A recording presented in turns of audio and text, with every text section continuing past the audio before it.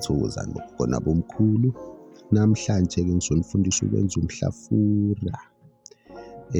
Thina-ke ngesintu sakithi sithi umhlakuva-ke, kodwa abesiswe bathi umhlafura. Right-ke, so sizokudinga-ke yile mpande lezi noma ama-seeds omhlakuva.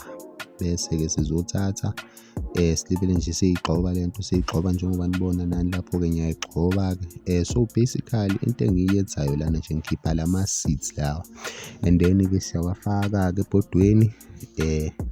Siwafaka ebhodweni-ke bese-ke nasuceda njalo uzothela amanzi.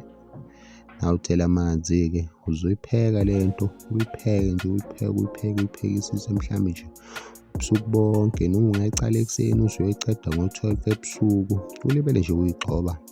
Bese-ke isiphetho kuzoba yinto ekanje, sithi-ke umhlafura. Amafutha-ke wekhona lawa, amafutha nje ungasebenzisa noma kukuphi ey'ntweni zokudonsa nawusebenza ngabantu.